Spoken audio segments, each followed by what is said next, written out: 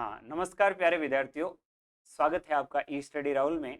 विद्यार्थियों, आज आपके लिए एक बेहद अच्छी क्लास लेके आया हूँ। इससे पहले वाली जो क्लास है हमारे रोज शाम 8 बजे आपको मिल जाती है, उसी क्लास को हम इसी प्रकार आगे बढ़ाएंगे। और आज की क्लास है, आप चाहे कोई भी राज्य से हो, चाहे आप राजस्थान से हो, चाहे अन्य किसी भी राज्य से हो, आपके सामने जो एनएमएस का एग्जाम है, उस एग्जाम को ध्यान में रखते हुए हम उन चीज़ों के बारे में पढ़ेंगे कि कौन कौन सी चीज़ें एग्जाम में पूछी जाती हैं। तो आज का जो वीडियो होगा उसके अंदर हम सबसे पहले तो ये देखेंगे कि जो national merit cum means exam है, उस एग्जाम का पैटर्न जो आपको मैंने बताया था, उस पैटर्न के बारे में आप जानोगे कि कौन कौन सी चीजें हैं जो आपको पूछी जाएगी। दूसरी है कि उसके जो नोट्स है आपके सामने, जो हम रोज रोज की क्लासों के अंदर हम जो नोट्स लेते हैं, वो नोट्स आपके सामने मिलेंगे या नहीं मिलेंगे, या जो अपने क्लास से लिख रहे हैं उस क्लासों के टेस्ट कैसे होंगे, टेस्ट के साथ में एग्जाम कैसे होंगे। तो इतनी सारी चीजों के बारे में हम जिक्र करेंगे।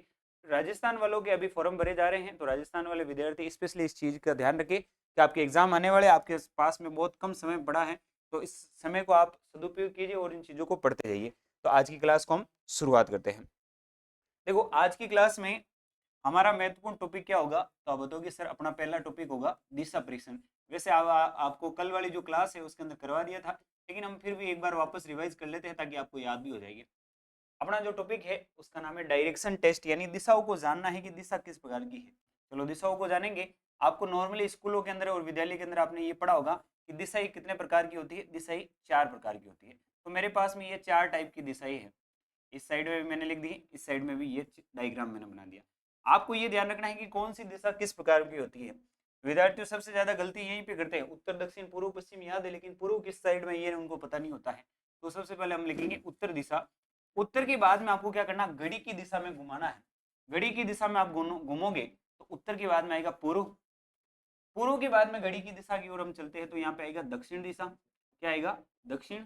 दक्षिण के बाद में इस साइड में ऊपर की ओर कौन सी आएगी, तो आप बताओगे पश्चिम दिशा आएगी। ये अपने पास में 4 दिशाएं हैं। कौन कौन सी दिशा है, उत्तर दिशा, उत्तर के बाद में पूर्व, पूर्व के बाद में दक्षिण, दक्षिण के बाद में पश्चिम। इनको आप क्रम से याद रखोगे तभी आपके एग्जाम में ये सवाल है काफी सही हो जाएंगे। लेकिन अगर आप इनको क्रम से याद नहीं रखते हो, एग्जाम में आप कंफ्यूजन में चलोगे, तो इसका आंसर क्या होगा, इसका क्या होगा। तो आपको क्रम से याद रखना, क्या याद रखोगे, उत्तर, उत्तर के बाद में पूर्व, पूर्व के बाद में दक्षिण, दक्षिण के बाद में पश्चिम। अब आपको 2 चीजें ध्यान रखनी है। मान लीजिए आपके पास में ये घड़ी है, इस घड़ी की दिशा में आप घूम रहे हो। अगर आप घड़ी की दिशा में घूम रहे हो तो उसको कहते हैं क्लॉक वाइज। क्या कहते हैं, क्लॉक वाइज कहते हैं। क्लॉक वाइज को हिंदी में क्या कहते हैं, तो आप बताओगे, इसको कहते हैं वामवर्त।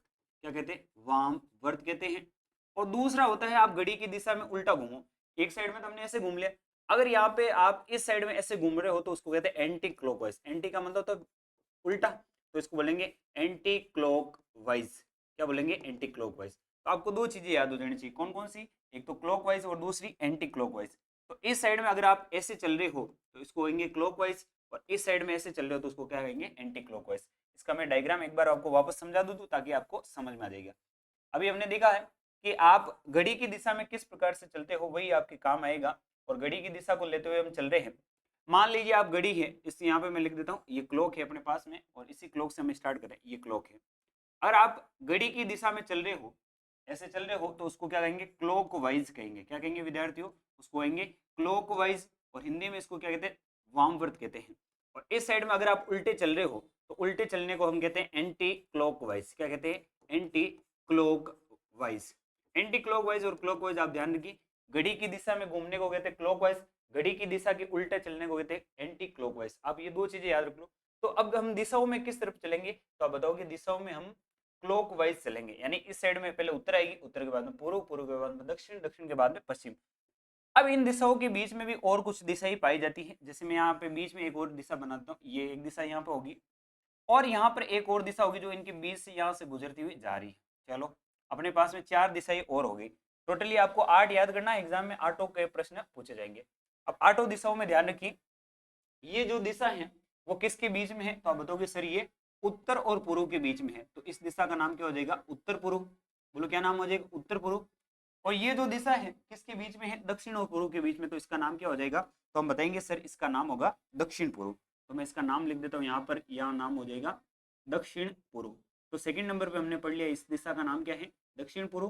तीसरे नंबर पे इस साइड में हम चलेंगे तो इसका नाम क्या होगा, दक्षिण और पश्चिम के बीच में, तो इसका नाम क्या हो जाएगा, दक्षिण पश्चिम। बोलो क्या नाम हो जाएगा, दक्षिण पश्चिम अपने पास में हो जाएगा। दक्षिण पश्चिम के बाद में उत्तर की ओर ये बची है, उत्तर और पश्चिम के बीच में, तो इसका नाम क्या हो जाएगा, तो इसका नाम लिखेंगे हम, इसका नाम होगा उत्तर पश्चिम। तो अभी हमने बीच वाली 4 दिशाएं पढ़ ली हैं, ये चारों दिशाएं एग्जाम में काम आएगी और अभी इनको रटना पड़ेगा, रटने के अलावा अपने पास में कोई सोल्यूशन नहीं है। उत्तर और पूर्व के बीच में तो उसका नाम क्या हो गया, उत्तर पूर्व। दक्षिण और पूर्व के बीच में है तो उसका नाम क्या हो जाएगा, दक्षिण पूर्व। और दक्षिण और पश्चिम के बीच में तो उसका नाम क्या हो जाएगा, दक्षिण पश्चिम। और उत्तर और पश्चिम के बीच में तो उसका नाम क्या हो जाएगा, उत्तर पश्चिम।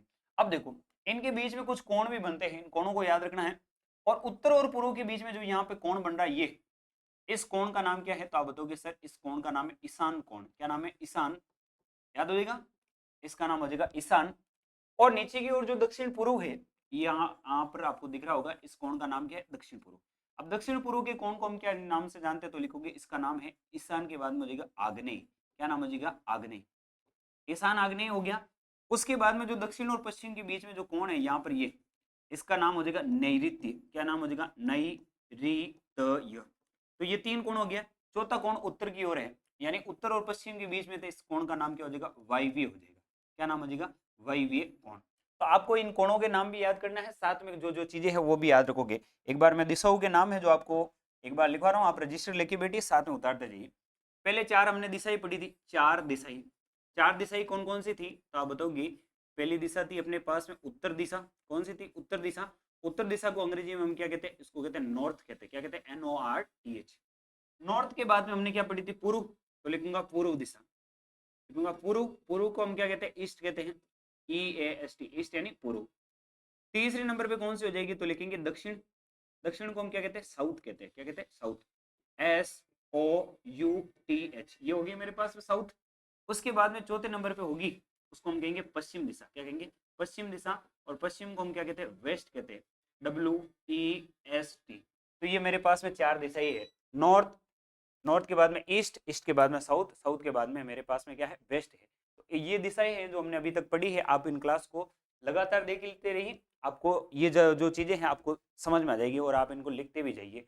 तो एक बार इनको आप अपनी कॉपी के अंदर लिख लीजिए, मैं आगे की क्लास है जो अभी आपको बताता हूँ।